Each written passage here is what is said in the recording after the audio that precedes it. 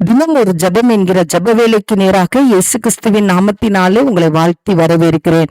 இன்றைய நாளுக்குரிய வசனம் யாத்ராகமத்தின் புஸ்தகம் அதிகாரம் 34 வசனம் 10.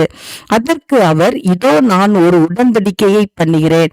பூமி எங்கும் எந்த ஜாதிகளிடத்திலும் செய்யப்படாத அதிசயங்களை உன் ஜனங்கள் எல்லாருக்கும் முன்பாகவும் செய்வேன். உன்னோடு கூட இருக்கிற ஜனங்கள் எல்லாரும் கர்த்தருடைய செய்கையை காண்பார்கள்.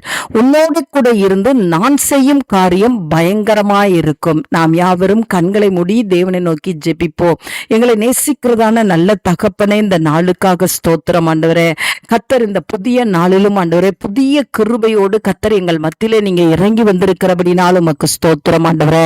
ஆம் ஆண்டவரே, இந்த நாளில் நாங்கள் வாசித்த பகுதியின்படி ஆண்டவரே, கர்த்தருக்காக நிற்கிற பிள்ளைகள், கர்த்தருக்காக செயல்படுகிற பிள்ளைகள், கர்த்தருக்காக ஊழியம் செய்கிற பிள்ளைகள், கர்த்தருடைய சித்தத்தின்படி நடக்கிற பிள்ளைகளோடு கூட நீங்க உடன்படிக்கை பண்ணுகிற தேவனா இருக்கிறீங்கப்பா.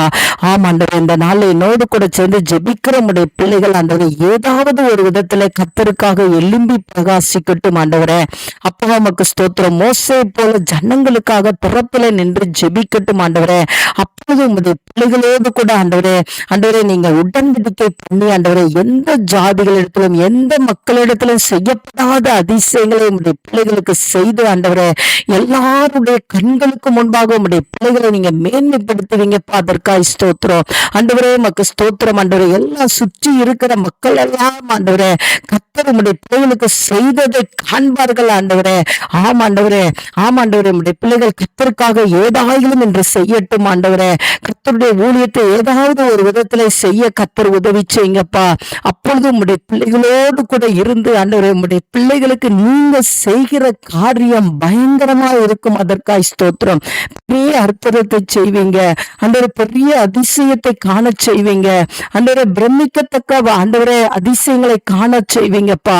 ஆண்டவரே உமக்கு ஸ்தோத்திரம் ஆண்டவரே. அற்புத சுகத்தை கொடுப்பீங்க ஆண்டவரே, அற்புத வெற்றியை கொடுப்பீங்கப்பா. அதற்காக ஸ்தோத்திரம். கர்த்தர் உம்முடைய பிள்ளைகளோடு கூட இருந்து செய்ய போகிற பெரிய காரியத்துக்காக நன்றி. உம்முடைய பிள்ளைகள் உமக்காக ஏதாயிலும் ஒன்றை செய்யட்டும். இயேசுவின் மூலம் ஜெபிக்கிறேன் நல்ல பிதாவே. ஆமென், ஆமென்.